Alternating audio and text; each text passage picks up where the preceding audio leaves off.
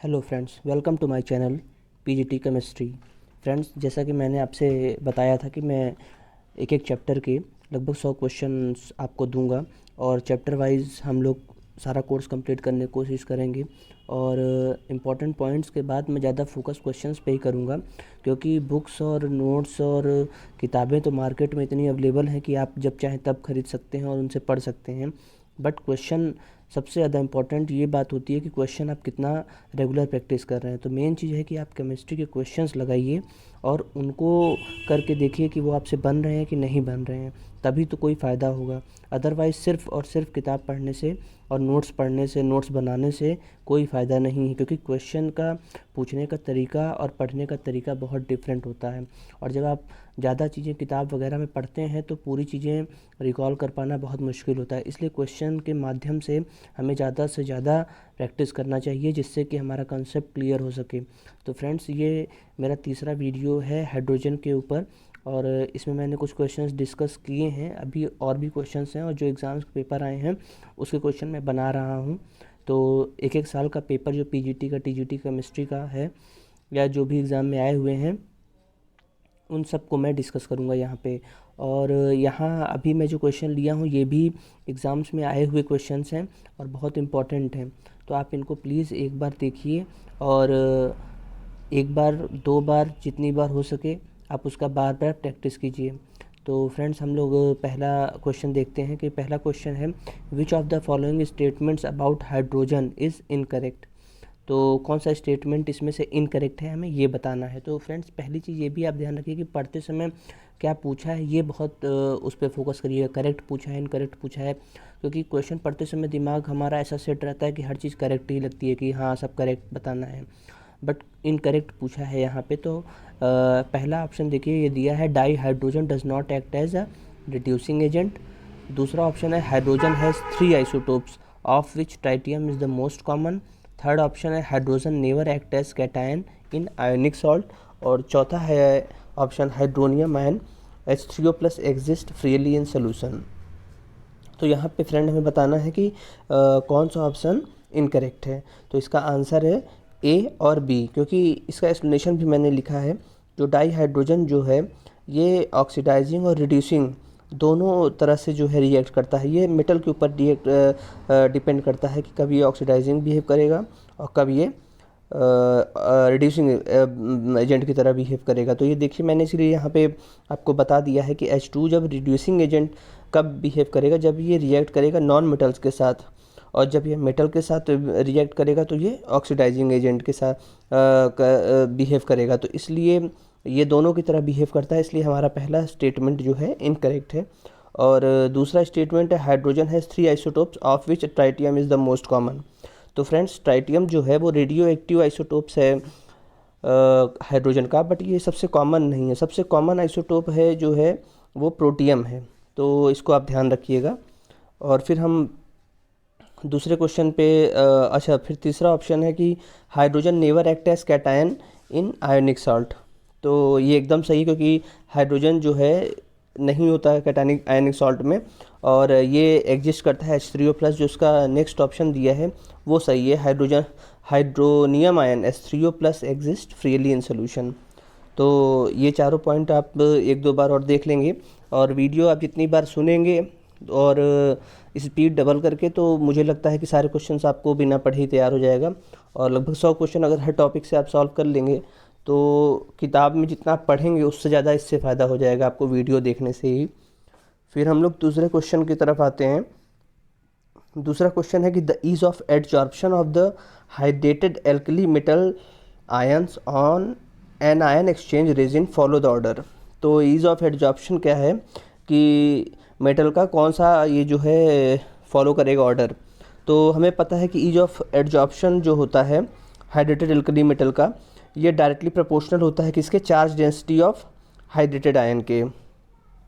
और मैंने यहाँ एकदम पॉइंट बना के इसीलिए लिख दिया है कि कैसे ये क्वेश्चन सॉल्व होगा। और इस क्वेश्चन से और जो पॉइंट्स मैंने लिखे हैं इससे आप ये क्वेश्चन के अलावा बहुत से क्वेश्चन सॉल्व कर सकते हैं।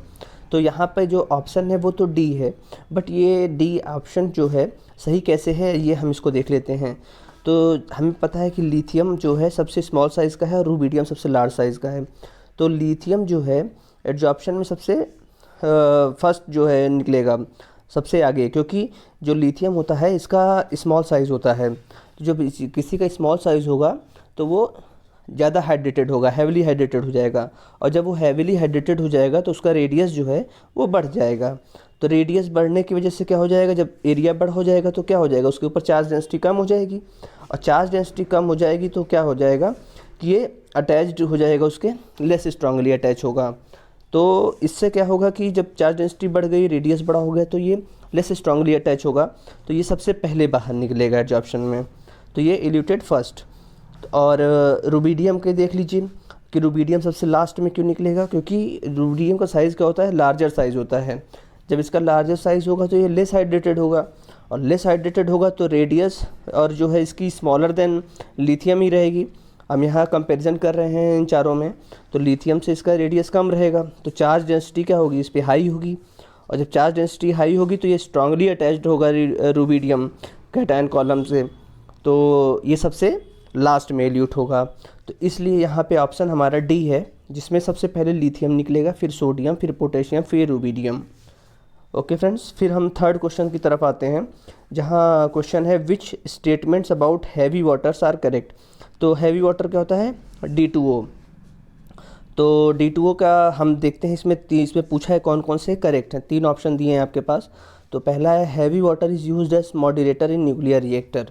तो इसका तो हमें पता ही है कि हाँ ये एकदम सही है, क्योंकि न्यूक्लियर रिएक्टर है, मॉडरेटर की तरह हम इसको यूज़ करते हैं। और फिर दूसरा ऑप्शन दिया है heavy water is more associated than ordinary water. तो ये भी सही है, क्योंकि कैसे, देखिए इसका ऑप्शन का जो है एक्सप्लेनेशन मैंने नीचे लिखा है कि heavy water have high boiling point compare to ordinary water. तो इसका बॉइलिंग पॉइंट ज़्यादा होता है, so it is more associated as compare to ordinary water. Okay friends, फिर थर्ड ऑप्शन है heavy water is more associated than ordinary water, ये तो हो गया। फिर थर्ड ऑप्शन है heavy water is more effective solvent than ordinary water. तो ये गलत है, तो क्योंकि इसका रीज़न है कि डाई इलेक्ट्रिक कॉन्स्टेंट जो होता है ज़्यादा होता है H2O का। तो H2O जो है मोर इफ़ेक्टिव सॉल्वेंट है किसके कंपैरिजन में, D2O के। तो इसका आंसर हमारा हो जाएगा first option A and B both. Okay, तो फिर हम नेक्स्ट क्वेश्चन की तरफ चलते हैं फ्रेंड्स। अगर मैं आपको स्पीड बढ़ाना और कम करने की सुविधा यूट्यूब में दी गई है, तो अगर मैं तेज़ बोल रहा हूँ तो आप उसको कम कर लीजिए, और आपको अगर और तेज़ जल्दी से वीडियो ख़त्म करना है तो आप स्पीड बढ़ा लीजिए, जैसा आपको सुविधा लगे। और जल्दी से जल्दी आपका 10 मिनट का वीडियो रहेगा, तो ज़्यादा मुश्किल नहीं होगी। आप सारा वीडियो 1-2 बार देख लीजिए दिन में, तो डेली आपको कम से कम कुछ क्वेश्चन ऐसे मिल जाएंगे जहां आपको ज़्यादा मेहनत नहीं करनी पड़ेगी। और फिर हमारा नेक्स्ट क्वेश्चन है फ्रेंड्स, नेक्स्ट क्वेश्चन है कि hydrogen is prepared from H2O by adding. तो इसके 4 ऑप्शन दिए हुए हैं। तो पहला ऑप्शन ही इसका सही है, कैल्शियम, जिसकी कैल्शियम की प्रेजेंस में ये हाइड्रोक्साइड बनाता है, कैल्शियम हाइड्रोक्साइड, और हाइड्रोजन बनता है। तो कैल्शियम जो कि इसमें रिड्यूसिंग एजेंट की तरह काम कर रहा है, इस वजह से इसमें हाइड्रोजन का फॉर्मेशन हो रहा है। और मैंने इसकी रिएक्शन नीचे लिख दी है कि कैसे हाइड्रोजन का फॉर्मेशन हो रहा है। और आप नेक्स्ट क्वेश्चन पे आइए। अब 5वां क्वेश्चन है which of the following statement about the interstitial compound is incorrect. तो इंटरस्टिशियल कंपाउंड के लिए मैंने लास्ट लेक्चर में भी बताया था आपको। तो इंटरस्टिशियल कंपाउंड्स क्या होते हैं, ये मैंने प्रैक्टिस सेट 2 में भी क्वेश्चन में डिस्कस किया है। और तो यहाँ पे देखिए ये इसमें से पूछा है कौन सा इनकरेक्ट है। तो पहला ही इनकरेक्ट है, क्योंकि ये रिएक्टिव दे दिया है, और हमें पता है कि इंटरस्टिशियल कंपाउंड जो होते हैं वो केमिकली इनर्ट होते हैं। बाकी तीनों स्टेटमेंट्स आप पढ़िए, देखिए वो तीनों सही हैं इसके लिए, और इन तीनों के बारे में भी आपको पता होना चाहिए। तो दूसरा ऑप्शन देखिए क्या है, they are much harder than pure metal, ये बिल्कुल सही है।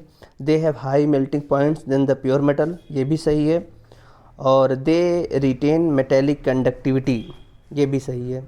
तो पहला ही गलत था, तो पहले का हमने बता दिया कि ये केमिकली इनर्ट होता है, ना कि रिएक्टिव। फिर an ortho and para hydrogen differ in. तो ऑर्थो और पैरा हाइड्रोजन के बारे में हमने भी कल स्पिन के बारे में हमने डिस्कस किया था लास्ट लेक्चर में भी। तो उसमें पता था हमें कि ऑर्थो जो है सेम डायरेक्शन में रहता है, तो ऑर्थो पे पैरेलल रहता है और पैरा पे अपोजिट रहता है उसका स्पिन। तो इसका प्रोटॉन स्पिन हो जाएगा आंसर। ये हमने लास्ट लेक्चर में भी पढ़ा था और इसको आप एक बार और रिकॉल कर लीजिए। फिर है spin isomerism is shown by. तो स्पिन आइसोमेरिज्म यही है। इसको क्वेश्चन को देखिए कितने तरीके से पूछा गया है, लेकिन अगर आप ध्यान नहीं देंगे तो इसको कर नहीं पाएंगे। मैं भी जब इसको पहली बार पढ़ा था तो मुझे करने में दिक्कत हुई थी। तो spin isomerism is shown by hydrogen, यही जो आपका देखिए ऑर्थो और पैरा पे सेम डायरेक्शन और अपोजिट डायरेक्शन में, इसी को स्पिन आइसोमेरिज्म कहते हैं।